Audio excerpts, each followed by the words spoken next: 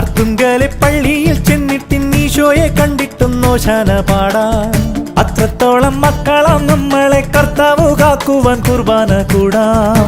ആത്മാവിൻ വാതിൽ തുറക്കാം, അൾത്താരയ്ക്കുള്ളിൽ സ്തുതിക്കാം, അനുതാപമുള്ളിൽ നിറയ്ക്കാം, അവിടേക്കതെല്ലാം കൊടുക്കാം.